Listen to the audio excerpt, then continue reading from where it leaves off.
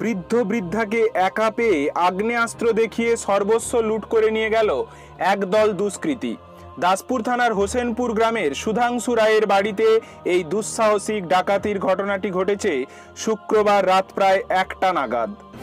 গৃহকর্তা 68 বছরের সুধাংশুবাবু জানান, রাত প্রায় 1টা নাগাদ হঠাৎ তার ঘরের দরজায় ধাক্কা দিয়ে জনা কয়েক বলতে থাকে তার স্ত্রী অসুস্থ, তাকে হাসপাতালে নিয়ে যেতে হবে। সুধাংশুবাবু দরজা খুলে বেরিয়ে এলে দুষ্কৃতীরা তাকে বেঁধে ফেলে। সুধাংশুবাবুর 2 ছেলে 1 মেয়ে। ছেলেরা কর্মসূত্রে বাইরেই থাকে। ঘাটাল মেদিনীপুর সড়কের ধারে হোসেনপুরে তাদের বাড়িটির আশেপাশে আর অন্য কোনো বাড়ি নেই।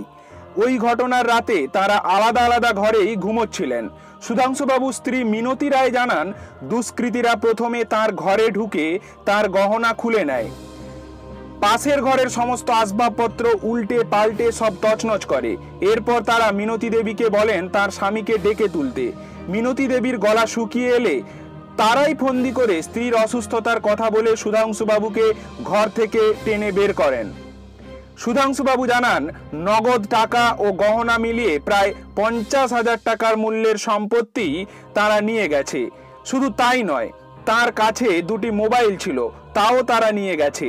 জানা গেছে দুষ্কৃতীরা সংখ্যায় 4 জন ছিল। সবার মুখে কালো কাপড় বাঁধা ছিল। প্রত্যেকের হাতেই লোহার রড আর একজনের হাতে ছিল পিস্তল।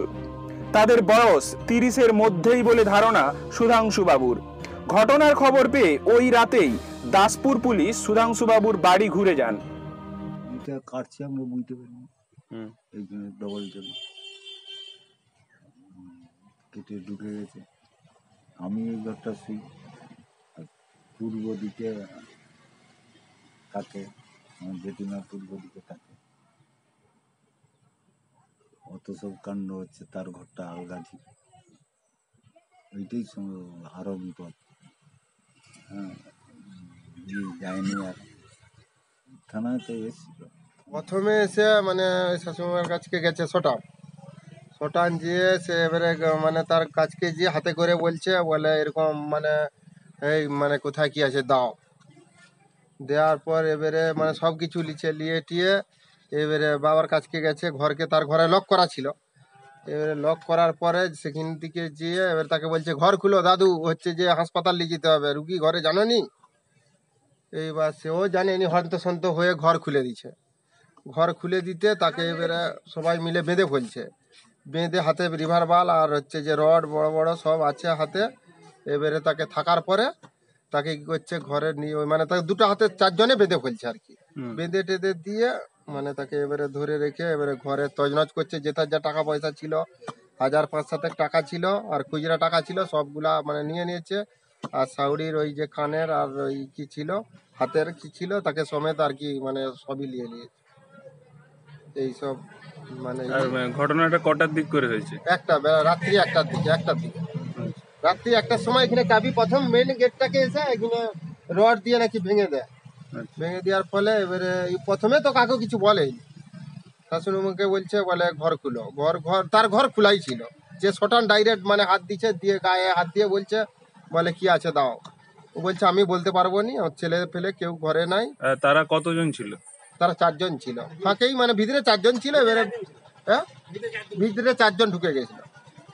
দিয়ে এবারে বাদ বাকি সব ছিল। তাদের হাতে ওই আগ্নেয়াস্ত্র ছিল? হ্যাঁ, আগ্নেয়াস্ত্র রড ফট করে ছিল আর বন্দুক ছিল সুদ্ধা।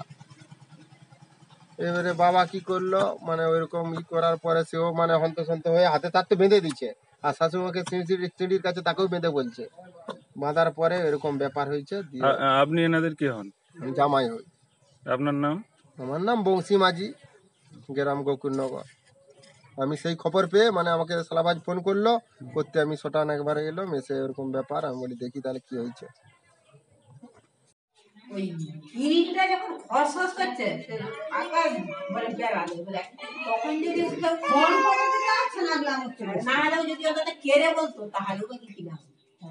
এইবার আমি একটা সময় বাধা থেকে এসেছি, তখন কিছু বুঝতে পারি সে জ্বর হওয়া থাকতে এত না শুধু ঘাটাল মহকুমার সমস্ত খবর সঙ্গে সঙ্গে পেতে আমাদের এই চ্যানেলটিকে সাবস্ক্রাইব করুন।